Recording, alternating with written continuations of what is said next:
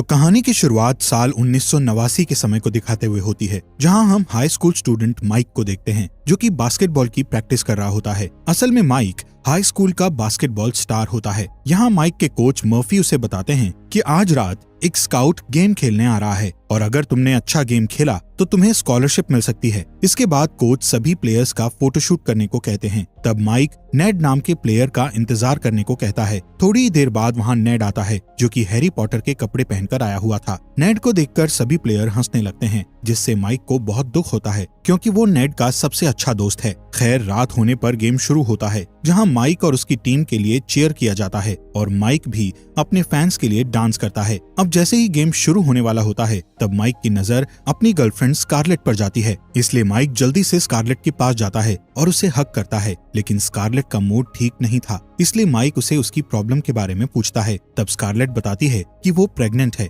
ये सुनकर माइक बहुत हैरान हो जाता है, लेकिन स्कारलेट उसे गेम पर ध्यान देने को कहती है क्योंकि ये गेम माइक के लिए बहुत जरूरी था। इसके बाद माइक गेम खेलने के लिए चला जाता है, लेकिन उसका पूरा ध्यान स्कारलेट पर ही होता है। इसी दौरान स्कारलेट उदास होकर वहाँ से जाने लगती है, जिसे जाता देख माइक अपना गेम छोड़ देता है और उसके पीछे चला जाता है। यहाँ माइक स्कारलेट को रोक लेता है और उससे कहता है कि मैं तुम्हारे साथ फैमिली बनाना चाहता हूँ, जिस पर स्कारलेट कहती है कि मेरी वजह से तुम्हारा फ्यूचर खराब हो जाएगा, इसलिए तुम्हें गेम पर ध्यान देना चाहिए। तभी स्कारलेट उससे दूर जाने की कोशिश करती है, लेकिन माइक उसे रोकता है और उसके साथ नई शुरुआत करने का कहता है। यहाँ से सीन शिफ्ट होता है और हमें 20 साल बाद का सीन दिखाया जाता है, जहाँ माइक की उम्र अब 37 साल हो चुकी है और वो अपने दोस्त नेड के घर में रहता है। नेड एक अरबपति था। वो दोनों एक साथ नाश्ता करते हैं और उनकी बातों से पता चलता है कि माइक की वाइफ स्कारलेट ने उसे घर से निकाल दिया है और वो उसके साथ डिवोर्स लेना चाहती है। इधर माइक अपने प्रमोशन का सोचकर काफी खुश था क्योंकि उसे लग रहा था कि वो प्रमोशन होने के बाद अपने रिलेशन को ठीक कर लेगा। खैर, माइक अपने ऑफिस जाता है जहाँ माइक का बॉस डीन माइक की जगह एक लड़की का प्रमोशन कर देता है। इस बात से माइक डीन से लड़ने लगता है और उसे कहता है कि मैं पिछले 16 साल से इस कंपनी में काम कर रहा हूँ और तुमने कुछ महीने पहले आई उस लड़की को प्रमोशन दे दिया। माइक गुस्से में जॉब छोड़ देता है और अपने बच्चों को लेने के लिए स्कूल चला जाता है। ये वही स्कूल था जिसमें माइक पढ़ा करता था। माइक सबसे पहले स्कूल के बास्केटबॉल कोर्ट में जाता है और वहाँ लगी अपनी फोटो को देखकर अपने पुराने दिन याद करने लगता है। तभी उसकी नजर स्कूल के बूढ़े जेनिटर पर जाती है। माइक उस जेनिटर से कहता है कि मेरा बचपन बहुत अच्छा था, काश मैं फिर से अपने बचपन में वापस लौट पाता। ये सुनकर जेनिटर उससे पूछता है कि क्या तुम कुछ और करना चाहते थे, जिस पर माइक उदास होते हुए हाँ में जवाब देता है। इस बात पर जेनिटर मुस्कुराने लगता है। तभी माइक की बेटी मैगी अपने दोस्तों के साथ वहाँ आती है, जिस दौरान माइक देखता है कि वो बूढ़ा जेनिटर अचानक से गायब हो गया है। खैर, माइक इस बात पर ज्यादा ध्यान नहीं देता है। इसके बाद वो अपने बेटे एलेक्स और मैगी को आइसक्रीम खिलाने के लिए ले जाता है, जहाँ एलेक्स और मैगी अपने आप में बिजी रहते हैं और माइक से बात नहीं कर रहे होते हैं। असल में वो दोनों अपने पेरेंट्स के अलग होने वाली बात से खुश नहीं थे। फिर वो दोनों को घर छोड़ देता है और बैकयार्ड में चला जाता है, जहाँ स्कारलेट बैकयार्ड में रखे कुछ सामान को फेंक रही थी क्योंकि वो बैकयार्ड में कुछ बदलाव करना चाहती थी। पर माइक को ये सब पसंद नहीं आता है। साथ ही उनका अभी तक तलाक नहीं हुआ था और स्कारलेट ने अभी से अपनी नई जिंदगी की शुरुआत कर दी थी, इसलिए माइक को गुस्सा आता है और वो स्कारलेट से कहता है कि हम इतने साल से एक साथ हैं तो फिर अचानक से अलग कैसे हो सकते हैं। ये सुनकर स्कारलेट उससे कहती है कि अब हम एक दूसरे के साथ नहीं रह सकते। तभी स्कारलेट की फ्रेंड नोमी वहाँ आती है और स्कारलेट को वहाँ से ले जाती है। अब माइक उदास होकर वहाँ से चला जाता है, जिस दौरान बहुत तेज बारिश होने लगती है। जैसे ही माइक एक पुल पर पहुँचता है तो उसे पुल पर एक आदमी दिखाई देता है जो कि नदी में कूदने की कोशिश कर रहा था। माइक उस आदमी को रोकने के लिए चिल्लाता है, जिससे वो आदमी पीछे मुड़कर देखता है। तब माइक को पता चलता है कि वो बूढ़ा आदमी कोई और नहीं बल्कि उसके स्कूल का जेनिटर है, जिससे वो आज ही मिला था। खैर, वो बूढ़ा आदमी माइक को देखकर मुस्कुराता है और अचानक से नदी में कूद जाता है। ये देखकर माइक जल्दी से पुल के किनारे जाकर नीचे पानी में देखने लगता है, जिस दौरान उसे एक झटका लगता है और वो नदी में पड़ रही एक भंवर में जाकर गिर जाता है। पर किसी तरह वो नदी से बाहर आ जाता है और सीधे नेड के घर पहुंचता है। यहाँ सबसे पहले वो शावर लेने के लिए जाता है। तब वो मिरर में खुद को देखकर चिल्लाने लगता है। असल में माइक उस नदी में गिरने के बाद 17 साल का हो गया था।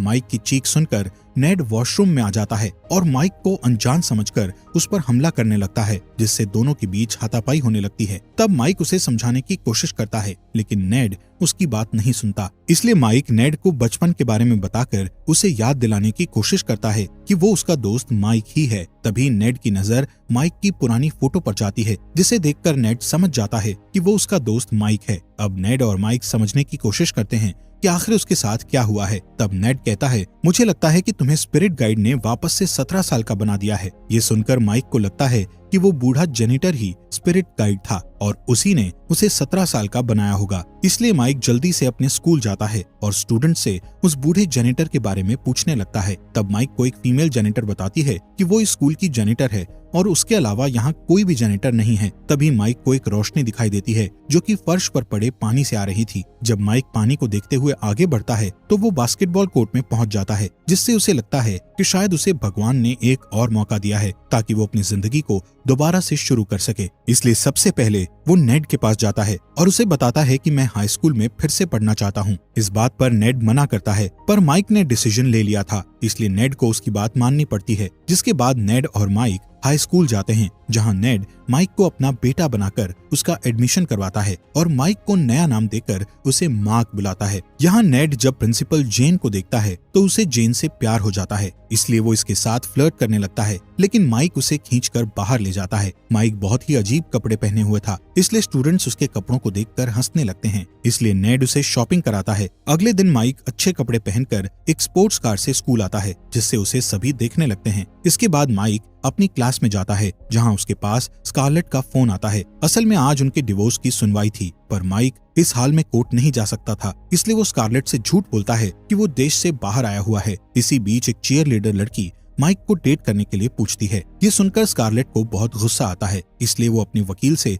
दोनों बच्चों की फुल कस्टडी लेने को कहती है। तभी क्लास में मैगी आती है, जिसे देखकर माइक स्कारलेट से कहता है कि मैं अपने बच्चों के बहुत करीब हूँ और तुम मुझे उनसे दूर नहीं कर सकती। क्लास खत्म करने के बाद माइक बास्केटबॉल की प्रैक्टिस करता है। तभी कोच मर्फी की नजर माइक पर जाती है और वो माइक को बास्केटबॉल टीम में खेलने को कहता है। इसके बाद माइक वॉशरूम में जाता है और नेड को कॉल करके उसे खुशखबरी सुनाने लगता है। इसी दौरान माइक देखता है कि एलेक्स को किसी ने टेप से बांधकर वॉशरूम में बंद कर दिया है। वो एलेक्स से उसकी ऐसी हालत करने वाले का नाम पूछता है, जिस पर एलेक्स बास्केटबॉल टीम का नाम लेता है। यहाँ माइक एलेक्स को बताता है कि मैं तुम्हारे चाचा नेड का बेटा मार्क हूँ। माइक जल्दी से एलेक्स को खोलता है और उसे अपने साथ लंच के लिए ले जाता है, जहाँ माइक को पता चलता है कि एलेक्स को चीयर लीडर की हेड निकोल से प्यार है।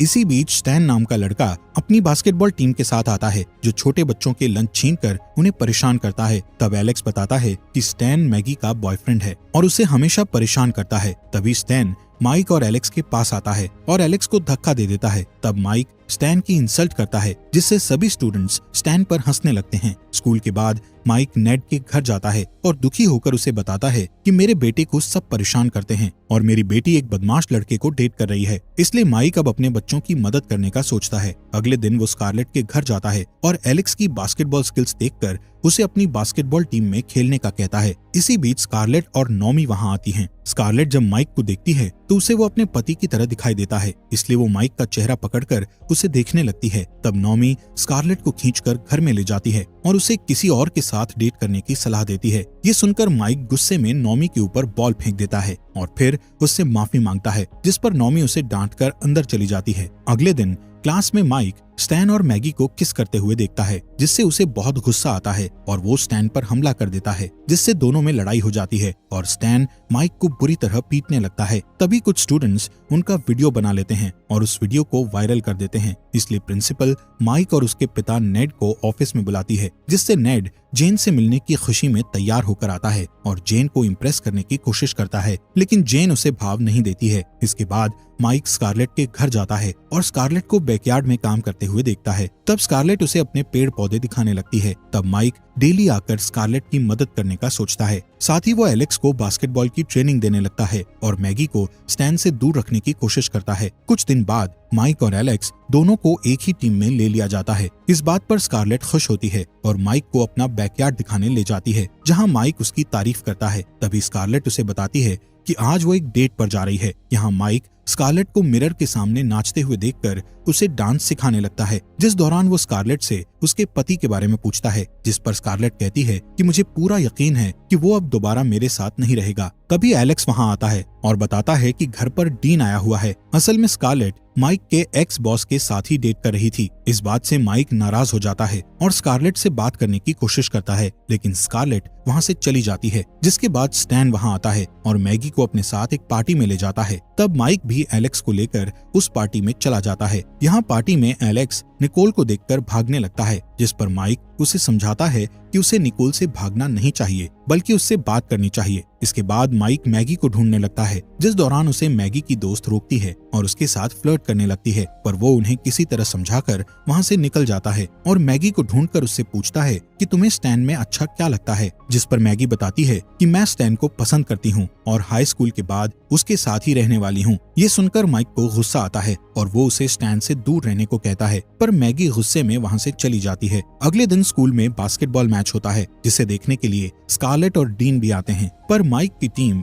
1 नंबर से पीछे होती है। तभी माइक स्टैन को मैगी के साथ देखकर गुस्सा होता है, इसलिए वो स्टैन को बॉल पास करने की जगह एलेक्स को बॉल पास करता है, जिससे एलेक्स स्कोर करके टीम को जिता देता है। तब निकोल एलेक्स को बधाई देती है और एलेक्स बहुत खुश होता है। इधर नेड भी प्रिंसिपल जेन को डिनर डेट के लिए मना लेता है। यहाँ माइक निकोल और एलेक्स को एक साथ करने के लिए अपने घर में एक पार्टी रखता है और सबको इनवाइट करता है। जिसके बाद वो मैगी को रोते हुए देखता है, इसलिए वो उसके पास जाकर उससे रोने की वजह पूछता है, जिस पर मैगी बताती है कि मैंने स्टैन को इंटीमेट होने से मना कर दिया, इसलिए उसने मुझसे ब्रेकअप कर लिया। इस बात पर माइक उसे समझाने लगता है, लेकिन तभी मैगी उसे किस करने की कोशिश करती है। तब माइक दूर हट जाता है और उसे पार्टी में इनवाइट करके चला जाता है। रात में पार्टी के दौरान माइक एलेक्स और निकोल को एक साथ देखकर बहुत खुश होता है। दूसरी तरफ नेड जेन को डिनर डेट पर ले जाता है। इधर पार्टी में स्टैन मैगी से माफी मांगने की कोशिश करता है, लेकिन मैगी उसे माफ नहीं करती। तभी माइक वहाँ आता है और स्टैन को वहाँ से चले जाने को कहता है। तब स्टैन मैगी की इंसल्ट करता है, जिससे माइक गुस्से में स्टैन पर हमला करता है, लेकिन स्टैन माइक के फेस पर मारकर उसे बेहोश कर देता है। जब माइक की आंख खुलती है तो वो अपने आप को मैगी के साथ एक रूम में पाता है, जहां मैगी उसे किस करने की कोशिश करती है, लेकिन माइक तुरंत पीछे हट जाता है क्योंकि मैगी उसी की बेटी है। वो मैगी को समझाते हुए कहता है कि मैं किसी और से प्यार करता हूँ। ये सुनकर मैगी वहाँ से चली जाती है। इधर स्कारलेट एलेक्स की तलाश में नेड के घर जाती है, जहाँ माइक उसे एलेक्स और निकोल के बारे में बताता है। थोड़ी देर बाद नेड और जेन वहाँ आते हैं। तब नेड अपने घर की हालत देखकर बहुत गुस्सा होता है और जेन की मदद से सभी स्टूडेंट्स को वहाँ से निकाल देता है। तभी स्कारलेट और माइक एलेक्स और निकोल को किस करते हुए देखते हैं। तभी माइक भी स्कारलेट को किस कर लेता है, जिससे स्कारलेट गुस्से में आकर उसे थप्पड़ मार देती है और वहाँ से चली जाती है। जिसके बाद माइक उसका पीछा करता है और उसे बताता है कि मैं मार्क नहीं बल्कि तुम्हारा पति माइक हूँ, लेकिन स्कारलेट उसकी बात पर यकीन नहीं करती और चली जाती है। इसके बाद जेन नेड से कहती है कि यही कारण है कि मैं स्टूडेंट्स के पेरेंट्स को डेट नहीं करती, और जेन भी वहाँ से चली जाती है। इधर माइक नेड से माफी मांगता है, जिस पर नेड भी उसे थप्पड़ मार देता है। अगली सुबह नेड अपने घर को साफ करता है, जबकि माइक कल रात की घटना के बारे में सोचकर दुखी होता है। खैर, आज ही के दिन माइक और स्कारलेट के तलाक की भी सुनवाई थी, इसलिए माइक नेड से कोर्ट में चलने का कहता है, लेकिन कोर्ट में पहुंचने के बाद जज उन्हें बाहर निकालने का आदेश देता है, क्योंकि उन दोनों का इस केस से कोई भी संबंध नहीं था। पर तभी माइक चिल्लाते हुए कहता है कि मेरे पास माइक का एक लेटर है। ये सुनकर स्कारलेट उस लेटर को सुनने के लिए कहती है। तब माइक रोते हुए लेटर पढ़ता है और स्कारलेट को याद दिलाता है कि वो दोनों कैसे मिले थे और वो उससे कितना प्यार करता है। साथ ही वो स्कारलेट से सभी गलतियों के लिए माफी मांगता है और डिवोर्स का मना करता है। ये सुनकर स्कारलेट भी दुखी हो जाती है। तभी माइक उस लेटर को वहीं छोड़कर बाहर चला जाता है। स्कारलेट जज से सुनवाई की डेट आगे बढ़ाने का कहती है, और जब वो उस लेटर को देखती है तो उसमें सिर्फ डायरेक्शंस के बारे में लिखा होता है। यहाँ माइक नेड से कहता है कि मुझे अपने परिवार से दूर हो जाना चाहिए और अपनी नई जिंदगी शुरू करनी चाहिए।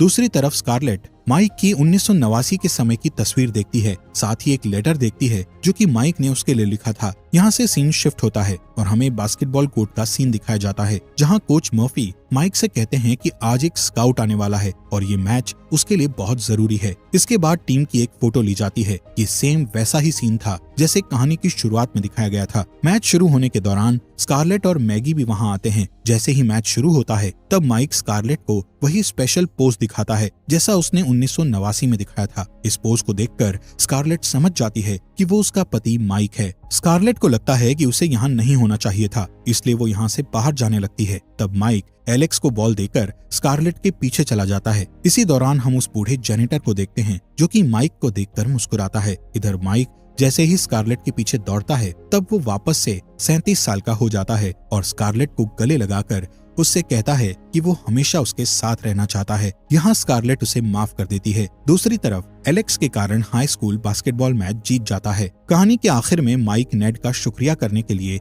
उसके रूम में जाता है और देखता है कि नेड और जेन एक दूसरे के साथ रिलेशन में आ चुके हैं। इसके बाद माइक को हाई स्कूल के बास्केटबॉल कोच की जॉब मिल जाती है और वो दोबारा से अपनी फैमिली के साथ खुशी से रहने लगता है। और इसी के साथ ये मूवी यहीं पर खत्म हो जाती है।